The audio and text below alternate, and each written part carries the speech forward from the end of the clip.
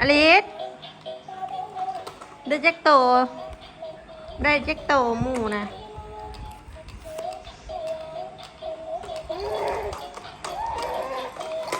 คุณมึงเน่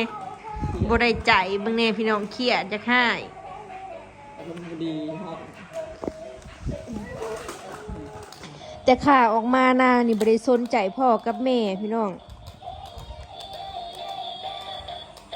บ่สนใจแล้วก็เวลาอยู่นำแม่บ่ได้ใจนึงก็เฮ้ยมีแต่เฮ็ดหยังก็ผิดได้อ้อยเวลาอยู่กับแม่สองคนน่ะพี่น้องเขาบ่ได้ตามใจคืออยู่นำคนอื่นได้บ่ได้ดูหยอกเฮ็ดหยังก็ผิดเฮ็ดหยังก็บ่ถูกใจคืออยู่กับแม่นะให้แอบจะสิไปใส่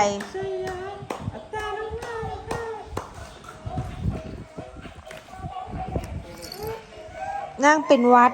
ยังบ่เศร้าอยู่ปกติบ่ได้เป็น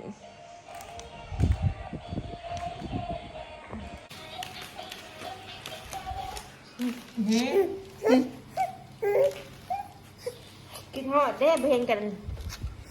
เห็นตีกันแรมแรงกันเสมอไอ้ชยาไอ้ชยาสบายดีเพลงแม่นะเพลงโอ้ยอุ้ยจะขิดอย่างนั้นแล้วจะดื้อแม่วะเอ้าเพลงแม่ลูกเพลงแม่ก็ได้ขอเซ็กของตีเพลงแม่เก็บเลยดิชวนไปเบิ้งอย่าเฮ็ดไปแม่อุ้มมาไปลุกน่ะเฮ็ดจะได้สบอยากไปมาจากไปในเห็ดแล้วนี่เฮ็ดเองเลยนี่น่ะถ้าแม่เอาลูกไปถ้าสิหาเจ๊ว่าอะไรสิไปลุกบ่ชนใจกันบ่เดี๋ยวนี้นี่คือกลมกราบด้วยนะแบบนี้บ่ไปบ่ยอมบ่ดื้อเนี่ยไว้บ่ให้อุ้มได้เปลี่ยนสูตรอีกเลยไปบ่อยากให้อุ้มเฮาอุ้มแล้วก้มลงนะเห็นบ่ปกติบ่เคยเฮ็ดนิสัยอันนี้กับแม่จักเทื่อพี่น้องเคยแอบไปสอนให้นะบ่ฮะออกมาหน้านี่พ่อหลายคนละม่วนน่ะดิแล้วพออยู่กับแม่น่ะบ่ถูกใจบ่ได้ดังใจแล้วก็เครียดใจเขาบ่ดูหยอกไปหลายคนแล้วก็บ่สนใจแม่โอ้ยไปแม่สิพาลูกไปลุกไปเฮ้ย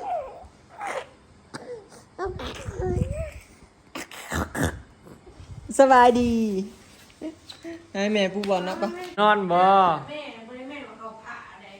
ยิกมันยิกหน้าเฮาเลยบ่นอนบ่ลูกป้าเอาเลย ลงตีเมื่อยเลยเว้ยเป็นยังจะบดมือโอ้ยเอาลายมือเลยบดจะนั่งดิแค่คือหายบ๊ายบายจับน้ำก่อนมึงใหญ่แล้วก็ค่าเลี้ยงลูกเราเมื่อยลูกหายยังจะไปติดไปถามมาลาบ่ายไปติดเมย์โอ้ยจับน้ำโว้ยเอาติดทุกคนยกเว้นแม่บ้าน3 มื้อ 4 มื้อเลยเนาะ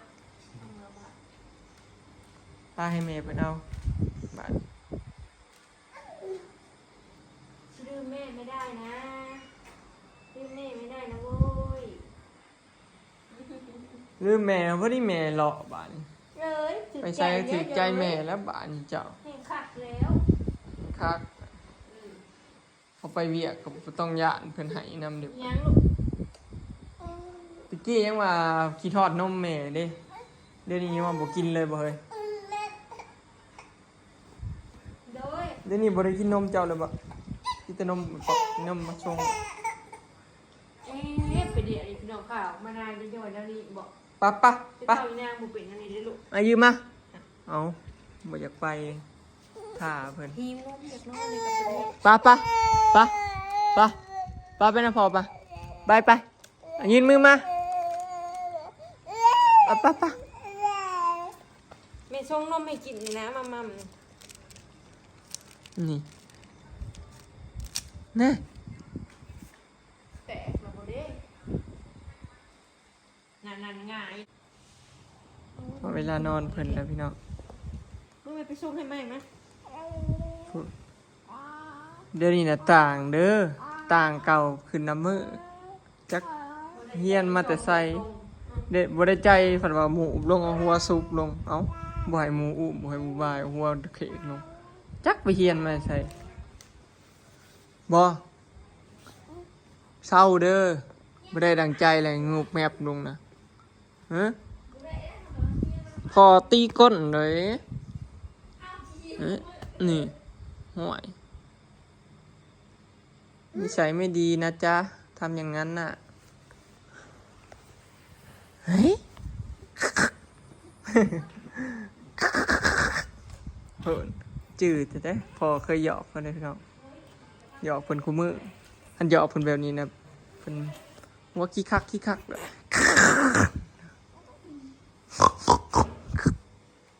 เช็ดตกหรอกเอาขึ้นมานะแม่อลิสขึ้นมาลูกขึ้นมาอยากขึ้นมาพี่พูดเพิ่นบายบาย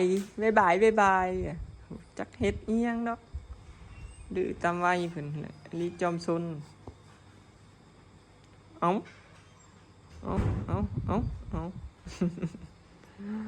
การเล่นบอลมันนุ่มพี่น้องปล่อยมันไปเนาะเป็นเรื่องปกติของเด็กน้อยระวังเป็นว่าฝากด้วย ตามใจตัวเองขึ้นหน่อย โอ้ยไงสิมาก็มาสิไปก็ไปปานพีไม่เท่ากันเลยบะอลิสนั่น ปะ เมื่อไม่เท่าม่าน ไป บ่ นอนกับแม่ใหญ่ปะ ไอ้บ่ไปนอนน้ำเมีย ไปนอนกับแม่ปะ ไอ้บ่ ลูกปึงปังเลยพี่น้องนี่นางผ่านกับแม่เด็กไปนำไป กันว่าบ่ไปน่ะปะดูเลย ไปดีบ้างไหมตามใจตัวเองชิ้นใด ไว้กันนะ เฮ้ยไปเบิ่งของพี่ปะ ไปแล้ว ติดทุกคนยกเว้นพ่อกับแม่แล้วตอนนี้ นี่เฮ้ยหยุดนะหยุดที่นี่เลยเล่นแต่เกม มือนี่เป็นมือที่สองพี่น้องนอนสองมือแล้วสามบ่มือที่สามเนาะฮักก็แล้วเวียกพี่น้องฮักก็ฉีดยาขาปวกอีหยังแล้วเนาะแต่ว่าบ่ได้ว่าสิขาให้มันตายเบิดดอกพี่น้องเนาะมันบ่ทันแล้วแหละมันกินแล้วนะบอยก็แค่ทายาฉีดยาบ่ให้มันกินลามต่อไปเท่านั้นเนาะพอได้ไหมเอาไปใส่อย่างอื่นพอบ่ให้มันกินตื่มหั่นนะพี่น้อง แม่ก็ชิบ้าก็เลยอยากให้มันกินร้ายคนนี้ พอไหมมันก็เอาไปใช้ประโยชน์ได้เดิไปสร้างนั่นเฮ็ดนั่นเฮ็ดนี่ได้ พอเขาเซียนยังเอามาเฮ็ดเฮือนทรงไทยเนาะรังนอน แม่น อยู่นะ ถ้าเฮาปะละเลยมันสิกินไปเรื่อยๆว่าซาๆพี่น้องเฮาก็พอได้ไหมเฮาบ่ได้ซื้อไหมหันนะคันเฮาไปเฮ็ดบ้านทรงไทยกับ คิดได้เฮือนรังใหม่แล้ว บอยก็สิมาทายากันปวกเบิดทุกซอกทุกมุมจังเฮ็ดนะ รังนั่นก็มันก็สิได้มากเราเฮ็ดซันเดียวเฮ็ดเป็นโมเดิร์นพี่น้องก็เป็นบ้านแม่เนาะเป็นเฮือนมูล เงินมูล เพราะว่าหามาตลอดทั้งชีวิตเป็นเงินรังหนึ่งสลอยก็เลยอยากเอาลงแล้วก็เฮ็ดไว้ให้เราขอสลอยได้สิต่ออนาคตเนาะเฮาก็บ่ฮู้เฮาสิเฮ็ดใหม่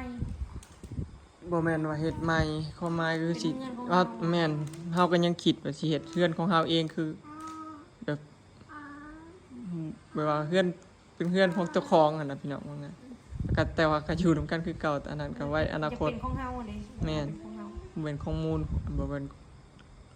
ง่ายๆซะ เด็กบ่มีใครดอก มัดกับบริมีไฟดอกก็อยู่ตรงกันคือเอาแต่เขามาคือสึกได้อีกหลังหนึ่งเป็นของตัวเองเท่านั้น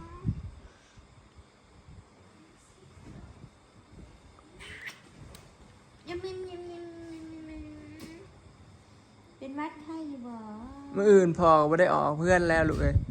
แล้วนะ เบิดมื้อ ไม่พอกับคนมาเรียบร้อยแล้ว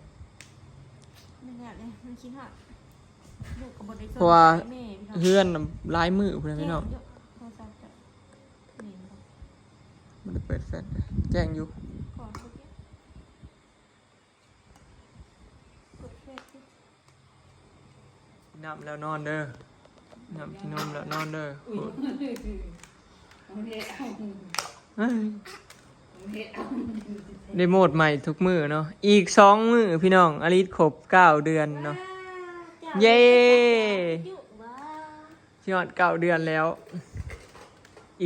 อีก3 เดือน เอ้า ก็ครบ1 ปีเนาะ เอามั่มแล้วก็นอน มันเกิดเดือน12วันที่14พี่น้อง ไปมาเลยบูบูใหญ่มาเลยบู จะมาลูก เกิดวันเดียวกันกับแม่เพิ่นวันที่14 แล้วมองเลย มันนอนแล้วเรามันนี่นะ ตื่นข้ามเลย นอนแล้วป่ะ ตอนดังสิได้ลุกมาล่างดังกลางคืนไหม อีร้อยเกิดวันยังเฮ้ย สับ วันเสาร์คือกันเด้อเนาะวันเดียวกันกับวันที่เดียวกันพร้อม เกิดวันเดียวกันก็แล้วบ่ได้เข้ากันเด้อ บ่เข้าดอก เนี่ยมันจะมีตากันถ้ามีมาใครนะนี่นะ เบิ่งแม่ดุกินหมูค่ะ กินนมนอน นอนเด้อเบิ่งเบิ่งลูก นอนวันที่3แล้วเนาะมื้อนี้ก็ได้อยู่น้ำลูกแล้วพี่น้องเพราะแล้วเวียกบ่เลยเนาะเพราะว่าก็แม่ไป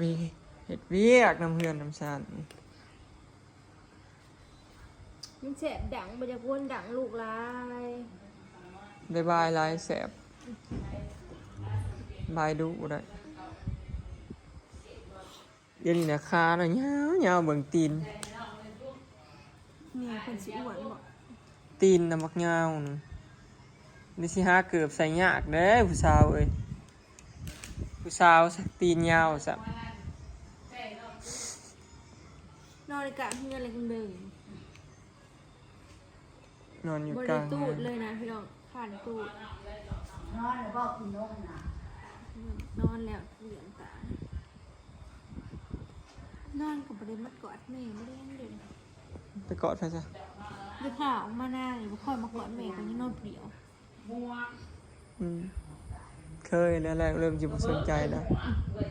คนหลายเลยอ่ะกลางคืนกับบุคคลแต่ก้าวกลางคืนเนี่ยโอ้ถ้าแม่บ่นอนบ่ได้คำมาในห้องทามี มีผู้มีคนเล่นคนหยอกน้ำลายเด้อพี่น้องเบิดมือ ถอนบ่ คนเล่นคนหยอกน้ำเบิดมือเลยเพิ่นก็ม่วนบ่สนใจพ่อแม่แล้วปกติของเด็กน้อยนั่นล่ะอยู่กับไผก็ติดผู้นั้น ผูกคุณยายอยู่นั่นถ้าบุญเราหายจะอุ้มแล้วอุ้มบ่ มีเตามือแล้วถึงในเตาคุณนิดยัง แม่นบ่ เตาลานอยู่ได้เอ้ยเฮ็ดหยังน่ะ กินนมขับมานอนดิพี่สบุญ นอนบ่ นอน อีนม แล้วกินนม กินนมเองพี่น้องบ่ได้ยากดอก แต่ว่าสินอนตามุ่นมันก็ มีใหญ่เพิ่นก็นอนเผาลายนี่เบนมือพี่น้องนี่นอนอยู่เนาะ บ่ดังเผา เด็กอุ้มก็สิแก่นะพี่น้อง